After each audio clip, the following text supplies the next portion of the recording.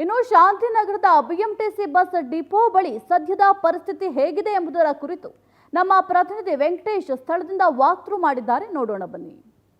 ತಡರಾತ್ರಿ ಸಿಲಿಕಾನ್ ಸಿಟಿಯಲ್ಲಿ ಸುರಿದ ಮಳೆಗೆ ಸಾಕಷ್ಟು ಅವಾಂತರಗಳು ಸೃಷ್ಟಿಯಾಗಿದೆ. ಅದಕ್ಕೆ ಶಾಂತಿನಗರದ ಬಸ್ ಡಿಪೋ ಕೂಡ ಹೊರತಾಗಿಲ್ಲ. ಘಟಕ 3ರಲ್ಲಿರುವಂತಹ ಎಲೆಕ್ಟ್ರಿಕ್ ಬಸ್ ಡಿಪೋ ಏನಿದೆ ಅದರ ಒಂದು ಸದ್ಯದ ಚಿತ್ರಣವನ್ನು ನೋಡೋದಾದ್ರೆ ಈಗಾಗಲೇ ಏನು ರಾತ್ರಿ ಸುರಿದ ಮಳೆಯಿಂದಾಗಿ ಬಹುತೇಕ ಡಿಪೋನಲ್ಲಿ ಬಸ್ಗಳು ಕೂಡ ಇಲ್ಲೇ ಇರುವಂಥದ್ದು. ಜೊತೆಗೆ ಮಳೆಯ ನೀರು ನಿಂತು ಸಾಕಷ್ಟು ಅವಾಂತರಗಳು ಸೃಷ್ಟಿಯಾಗಿದೆ. ಇದು ಈಗಿನ ಸದ್ಯದ ಚಿತ್ರಣ. ಇನ್ನು 1-2 ಗಂಟೆಗಳ ಹಿಂದೆ ಇದರ ನೀರಿನ 2ರಷ್ಟು ಮಟ್ಟ ಇತ್ತು. ಈಗ ಸದ್ಯ ನೀರನ್ನು ಹೊರಬಿಡುವಂತಹ ಒಂದು ಪ್ರಯತ್ನಗಳು ಮಾಡಲಾಗ್ತಿದೆ. ಹಾಗಾಗಿ ನೀರಿನ ಪ್ರಮಾಣ ಕಡಿಮೆ ಆಗಿದೆ ಅಂತ ಹೇಳ್ತಾ ಇದ್ದಾರೆ. ಆದರೆ ಈ ಒಂದು ಪರಿಸ್ಥಿತಿಯಲ್ಲೂ ಕೂಡ ಜನ ಇಲ್ಲಿ ಕೆಲಸ ಮಾಡೋದಕ್ಕೆ ಬಂದಿದ್ದಾರೆ, ಸಿಬ್ಬಂದಿ.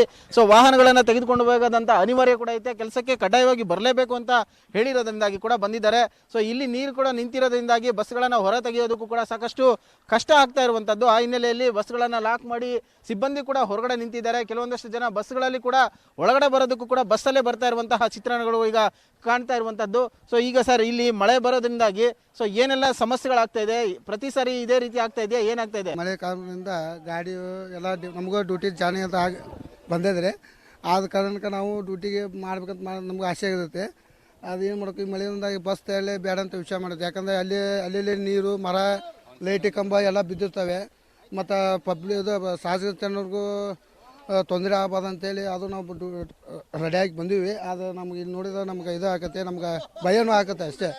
ಅದಕ್ಕಂದೆ ಸರ್, ಈಗ ಎಷ್ಟು ವರ್ಷಗಳಿಂದ ಈ ರೀತಿಯಾದಂಥ ಒಂದು ಪರಿಸ್ಥಿತಿ ಇದೆ ಇಲ್ಲಿ? ಮಳೆ ಬಂದಾಗ ಇದು ಸಾಮಾನ್ಯವಾದಂಥ ಚಿತ್ರಣ. ಸೊ ಇದಕ್ಕೆ ಒಂದು ಪರಿಹಾರ ಕಂಡುಕೊಳ್ಬೇಕು ಅಧಿಕಾರಿಗಳು. ಯಾಕೆ ನಿರ್ಲಕ್ಷ್ಯ ಮಾಡ್ತಾ ಇದ್ದಾರೆ ಅಂತ? ಇದು ಯಾವಾಗ ಮಳೆ ಬಂತಂದ್ರೆ, ಜಾಸ್ತಿ ಮಳೆ ಬಂತಂದ್ರೆ ಈ ಪರಿಸ್ಥಿತಿ ನಿರ್ಮಾಣ ಆಗುತ್ತೆ. ಇಲ್ಲಿ ಒಂದು 2008ರಿಂದ ಹಿಂಗೆ ಈ ಥರ ಆಗ್ತಾ ಇದೆ. ಮಳೆ ಜಾಸ್ತಿ ಬಂದಾಗ, ಜಾಸ್ತಿ ಇರ್ಲಿಕ್ಕಂದ್ರೆ ನಾರ್ಮಲ್ ಇರ್ತೈತೆ ಯಾವಾಗಲೂ. ಇದು ಡಿಪೋ ಮೊದಲ ಡೀಸೆಲ್ ಇತ್ತಲ್ವಾ, ಈಗ ಎಲೆಕ್ಟ್ರಿಕಲ್ ಆಗಿದೆ. ಹಿಂಗಾಗಿ ಗಾಡಿಗಳು ತಕ್ಕ ಭಯ ಆಗುತ್ತೆ. ಚಾರ್ಜಿಂಗ್ ಏನಾಗತ್ತೆ ಗೊತ್ತಾರೆ, ಸಾರ್ವಜನಿಕ ಸೇವೆ ಅಲ್ವಾ ಇದು, ಅದು ಪ್ರಾಬ್ಲಮ್ ಆಗುತ್ತಂತೆ. ಅದಕ್ಕೆ ಗಾಡಿ ಔಟ್ ಮಾಡಿಲ್ಲ, ಯಾವುದು ಬಿಡ್ತಾಯಿಲ್ಲ ಹೊರಗಡೆ. ಏನಾಗ್ಬೋದು ಇನ್ ಕೇಸ್ ಏನಾದರೂ ಈಗ ಎಲೆಕ್ಟ್ರಿಕ್ ವೆಹಿಕಲ್ಗಳು ಮಳೆ ನೀರಲ್ಲಿ ತೆಗೆದಂಥ ಸಂದರ್ಭದಲ್ಲಿ ಏನಾಗ್ಬೋದು? ಅನಾಹುತಗಳು ಏನಾಗ್ಬೋದು ಅಂದರೆ ಸ್ಪಾರ್ಕ್ ಆಗಿಬಿಡ್ತಾವೆ. ಎಲೆಕ್ಟ್ರಿಕಲ್ ಎಲ್ಲ ಫ್ಯೂಸ್ಗೆ ಇರ್ತಾವಲ್ಲ, ಟೆಕ್ನಿಕಲ್ ಎಲ್ಲ ಸ್ಪಾರ್ಕ್ ಆಗಿಬಿಟ್ರೆ ಬಸ್ಸಲ್ಲಿ ಪ್ರಯಾಣಿಕರು ಇರ್ತಾರೆ, ಏನೋ ಬೆಂಕಿ ಹತ್ಕೊಂಡ್ಬಿಟ್ರೆ ತೊಂದರೆ ಆಗುತ್ತೆ. ಅದಕ್ಕೆ ಬೇಡ. ನೀರು ಎಲ್ಲ ಹೋದ್ಮೇಲೆ ಆಮೇಲೆ ಕಾರ್ಯಾಚರಣೆಗೆ ಹೊರಗಡೆ ತೆಗೆಂತ ಮೇಲೆ ಅಧಿಕಾರಿಗಳು ಹೇಳಿದ್ದಾರೆ.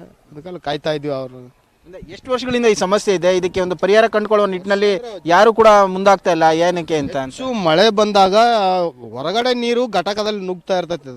ಹೊರಗಡೆ ದೊಡ್ಡ ದೊಡ್ಡ ಮೋರಿಯಲ್ಲಿ ನೀರು ಬರ್ತಾವಲ್ಲ, ಆ ನೀರು ಜಾಸ್ತಿ ಪ್ರೆಷರ್ ಒತ್ತಡ ಆದಾಗ ಈ ನೀರು ಒಳಗೆ ನುಗ್ಕೊಂಡ್ಬಿಡ್ತೈತೆ.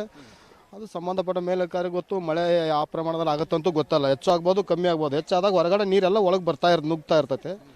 ಮೇಲಧಿಕಾರಿಗಳಿಗೆ ಗೊತ್ತು, ಎಲ್ಲರಿಗೂ ಗೊತ್ತು. ಅದು ಪರ್ಯಾಯ ವ್ಯವಸ್ಥೆ ಮಾಡಬೇಕಾಗಿತ್ತು, ಇನ್ನೂ ಮಾಡಿಲ್ಲ. ಅಧಿಕಾರಿಗಳು ಏನು ಮಾಡ್ತಾರೆ ನೋಡ್ಬೇಕು ಅಷ್ಟೇ. ಸದ್ಯದ ಚಿತ್ರಣ ಇದೆ. ಯಾಕಂದ್ರೆ ಘಟಕದ ಒಳಗಡೆ ಇರುವಂತಹ ನೀರನ್ನು ಹೊರಗಡೆ ಬಿಡುವಂತ ಪ್ರಯತ್ನ ಮಾಡ್ತಾ ಇದ್ದಾರೆ. ಹೊರಗಡೆ ಕೂಡ ನೀರು ಹೋಗ್ತಾ ಇಲ್ಲ. ಅದು ಹೊರಹರಿವು ಹೆಚ್ಚಾದ ಪರಿಣಾಮವಾಗಿ ರಸ್ತೆ ಮೇಲೆ ಎಲ್ಲ ನೀರು ನಿಂತಿರೋದು, ಜೊತೆಗೆ ಚೇಂಬರ್ನಿಂದ ಹುಕ್ಕಿ ಬರ್ತಾ ಇರುವಂತಹ ನೀರು ರಸ್ತೆ ಮೇಲೆ ಇರೋದ್ರಿಂದಾಗಿ ಜನಸಾಮಾನ್ಯರಿಗೂ ಓಡಾಟ ತೊಂದರೆ ಆಗ್ತಾ ಇದೆ. ಬಸ್ಗಳನ್ನು ಹೊರಗಡೆ ತೆಗೆಯೋದಕ್ಕೂ ಕೂಡ ಕಷ್ಟ ಸಾಧ್ಯ ಆಗ್ತಾ ಇದೆ. ಇದಕ್ಕೆ ಶಾಶ್ವತವಾದಂತಹ ಪರಿಹಾರವನ್ನು ಕಂಡುಕೊಳ್ಳುವ ನಿಟ್ಟಿನಲ್ಲಿ ಅಧಿಕಾರಿಗಳು ವಿಫಲ ಆಗಿದ್ದಾರೆ ಅನ್ನೋದನ್ನ ಮಾತ್ರ ಇಲ್ಲಿ ಮೇಲ್ನೋಟಕ್ಕೆ ಎದ್ದು ಕಾಣ್ತಾ ಇರುವಂತದ್ದು. ಕ್ಯಾಮರಾ ಪರ್ಸನ್ ರವಿ ಜೊತೆ ವೆಂಕಟೇಶ್, ಪವರ್ ಟಿವಿ, ಬೆಂಗಳೂರು.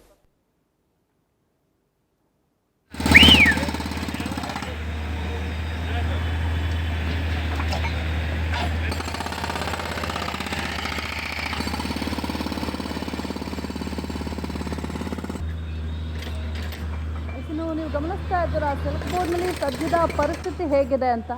ಈಗ ಕಾಮಗಾರಿಯನ್ನು ಮಾಡ್ತಾ ಇದ್ದಾರೆ. ಈಗ ಕಾಮಗಾರಿ ಮಾಡುವ ಬದಲು ಈ ಮುಂಚೆಯೇ ಮ್ಯಾನ್ ಹೋಲ್ಗಳನ್ನು ನಿರ್ಮಾಣ ಮಾಡಿ ನೀರು ಸರಾಗವಾಗಿ ಹೋಗುವ ಕೆಲಸವನ್ನು ಮಾಡಿದರೆ ಇಂತಹ ಪರಿಸ್ಥಿತಿ ಸಿಲ್ಕ್ ಬೋರ್ಡ್ ಬಳಿ ನಿರ್ಮಾಣ ಆಗ್ತಾ ಇರಲಿಲ್ಲ.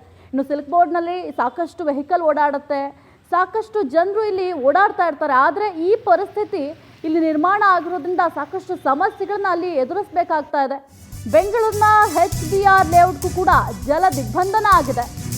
ಒಂದೇ ವಾರದಲ್ಲಿ 3ನೇ ಬಾರಿಗೆ ಮನೆಗಳು ಜಲಾವೃತ ಆಗಿರುವಂಥದ್ದು. ಬೆಂಗಳೂರಿನ HBR ಲೇಔಟ್ಗೂ ಕೂಡ ಜಲ ದಿಗ್ಬಂಧನ ಆಗಿದೆ. HBR ಲೇಔಟ್ನ 6ನೇ ಕ್ರಾಸ್ನಲ್ಲಿ ಅವಾಂತರಗಳಾಗಿದೆ. ಸದ್ಯಕ್ಕೆ ಅಲ್ಲಿ ಜಲ ದಿಗ್ಬಂಧನ ಆಗಿದೆ. HBR ಲೇಔಟ್ನಲ್ಲಿ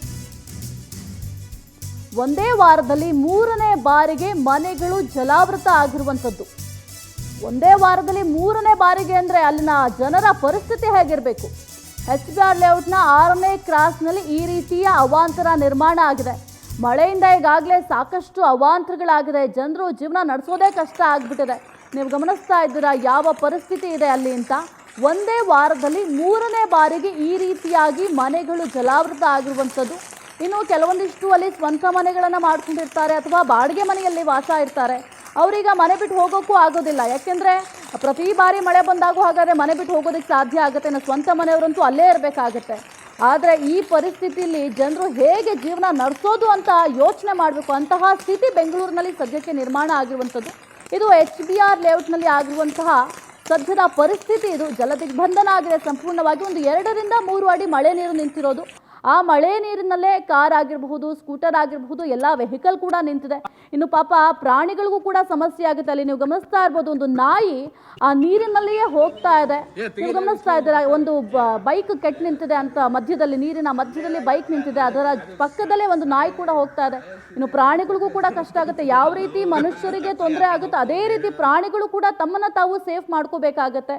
ಇದರ ಜೊತೆಗೆ ಮನುಷ್ಯರಿಗೆ ಮನೆ ಒಳಗಡೆ ಇರೋದಕ್ಕೆ ಜಾಗ ಇಲ್ಲ ಸರಿಯಾಗಿ. ಯಾಕೆಂತಂದರೆ ಮಳೆ ನೀರೆಲ್ಲವೂ ಕೂಡ ಮನೆ ಒಳಗಡೆ ನುಗ್ಗಿದೆ ಅಂದರೆ ಪ್ರಾಣಿಗಳ ಪರಿಸ್ಥಿತಿ ಹೇಗಿರಬೇಕು. ದಯವಿಟ್ಟು ಈಗಲಾದರೂ ಅಧಿಕಾರಿಗಳು ಎಚ್ಚೆತ್ಕೊಳ್ಬೇಕಾಗತ್ತೆ. ಇನ್ನೂ ಕೂಡ 3-4 ದಿನ ಮಳೆ ಆಗುತ್ತೆ.